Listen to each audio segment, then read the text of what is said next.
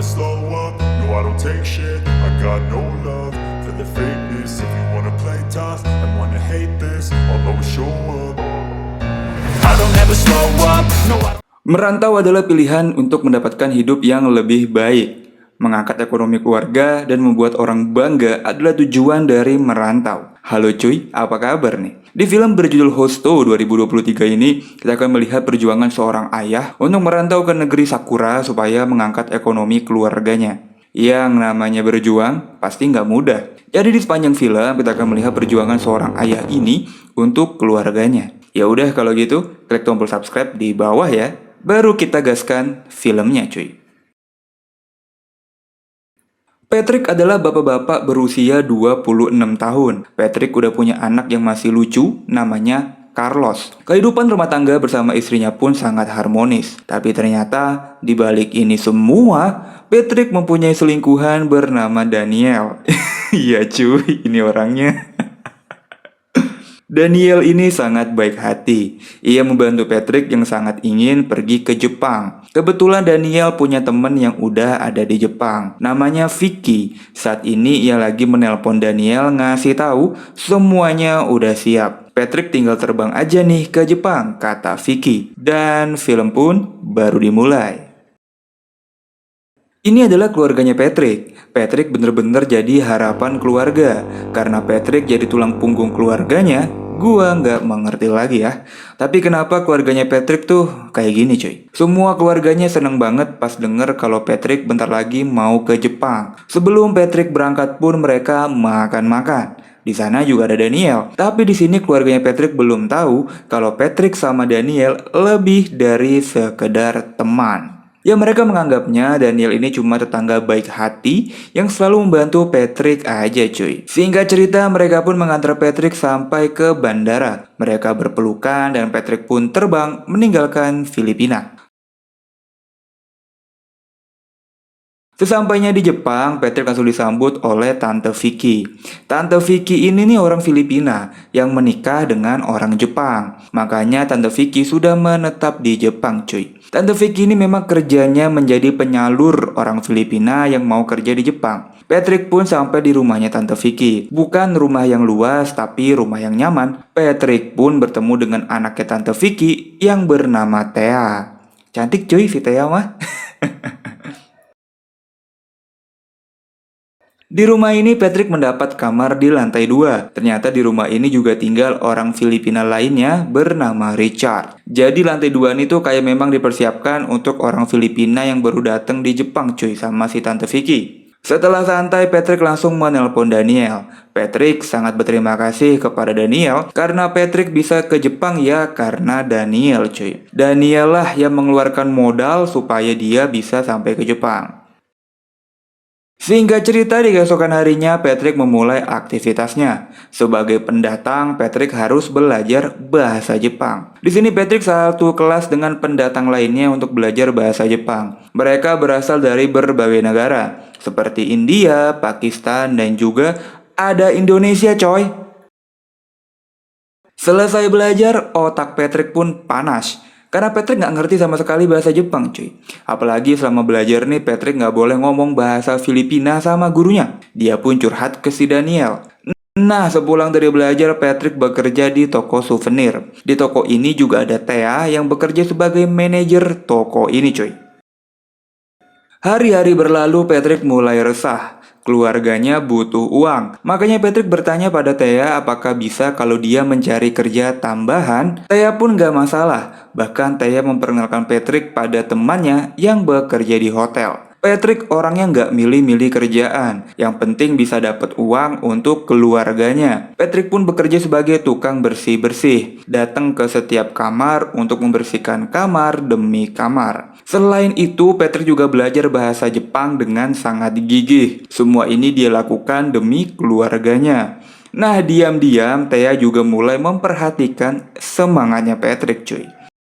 Makanya Thea pun dengan senang hati mengajari Patrick bahasa Jepang juga supaya dia makin cepat nih jago bahasa Jepangnya. Pertemanan mereka pun semakin akrab. Thea pun dikenalkan dengan istrinya Patrick yang ada di Filipina. Tapi istrinya malah mengira yang lain. Ya gimana ya cuy? Beda lagi nih ceritanya sama Richard. Orang Filipina ini terlihat sangat santuy. Patrick pun bertanya apa sih yang dia kerjakan di Jepang ini.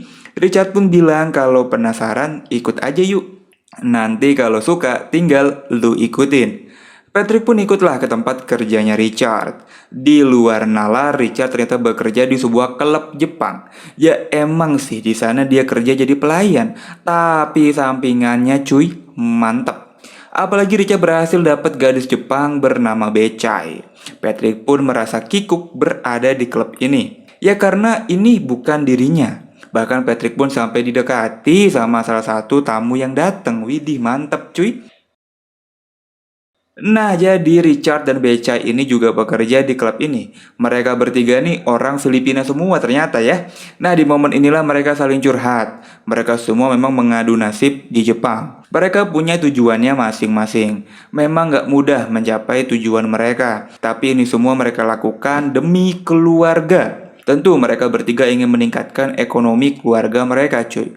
Makanya si Richard dan Becai dengan senang hati membantu Patrick. Mereka punya ceritanya masing-masing. Seperti Patrick yang selalu diteror oleh keluarganya untuk selalu mengirim uang. Makanya Patrick gak punya pilihan lain cuy. Selain kerja, kerja, dan bekerja. Patrick pun sampai mengambil banyak kerjaan untuk bisa mengirimkan uang kepada keluarganya. Semua kerjaan apapun itu Patrick ambil. Yang penting bisa mengirimkan uang untuk keluarganya. Dari tukang laundry, tukang sapu, sampai jadi maskot, semuanya Patrick kerjain. Tanpa mengeluh sedikit pun. Udah pasti dong semua yang Patrick lakukan pasti akan mengorbankan waktu istirahatnya. Tidur di kereta, bahkan juga tertidur saat belajar. Tapi ya mau gimana lagi, Patrick adalah tulang punggung keluarganya. Udah lagi tuh cuy, masih aja keluarganya nggak tahu diri. Abangnya malah ketangkap polisi dan minta dibebaskan sama Patrick. Aduh, tanpa rasa dosa nih cuy. Abangnya minta uang sama Patrick. Patrick pun kebingungan. Akhirnya Patrick memutuskan minta bantuan kepada Richard. Richard pun mencarikan pelanggan untuk si Patrick. Seorang tante-tante Jepang yang harus ia layani. Cantik ini mah cuy. Ya seperti film-film yang biasa kita tonton, Patrick pun melakukan ini demi uang ya guys ya. Ini tuh bukan cuma sekali dua kali. Hampir tiap hari Patrick melakukan ini. Kopong-kopong dah tuh. Thea pun makin jadi kasihan sama si Patrick. Singkat cerita, di sore hari yang mendung, Patrick udah gak tahan lagi cuy. Dia mencurahkan semua bebannya kepada Thea. Patrick gak punya pilihan lain. Semua yang dilakukan, semua ini ya demi keluarganya, demi anak dan juga demi istri. Kehidupan di luar negeri tuh sangat berat. Kita gak punya tempat berlindung. Kita hanya bisa mengandalkan diri kita sendiri. Sedih banget ya cuy. Hari-hari berlalu, Thea pun jadi makin sering memperhatikan Patrick. Dan di hari ini, di luar nalar, Thea mengajak Patrick untuk kawin. Hal ini tuh Thea lakukan karena untuk membantu Patrick. Thea ini kan udah jadi warga negara Jepang. Jadi kalau Patrick nikah dengannya, Patrick juga jadi warga negara Jepang juga cuy. Yang pastinya ya, Patrick bakal lebih mudah cari pekerjaan dan gajinya lebih gede cuy. Patrick galau banget. Dia pun langsung nelpon Daniel. Si om-om melambai ini pun mendengarkan semua kebingungannya Patrick. Tapi Om Daniel mah ya menyerahkan semuanya ke Patrick lah cuy. Terserah mau dia terima apa enggak tawarannya Thea. Nah yang terberat ya pas Patrick bilang ke istrinya. Walaupun Patrick udah jelasin nih kalau niat Thea nih baik untuk meringankan bebannya Patrick. Tapi namanya istri pasti pikirannya udah kemana-mana cuy. Apalagi suaminya tinggal di Jepang seorang diri lagi ya. Aduh. Beda Patrick, beda lagi si Richard. Si Patrick lagi puyeng nih buat bertahan hidup. Si Richard malah sibuk mencari cewek-cewek Jepang cuy. Udah mana ketahuan pula sama si Becai. Ya udah diamuklah si Richard. Kita putus, teriak Becai kepada Richard. Tapi kita tetap fokus sama Patrick aja cuy ya.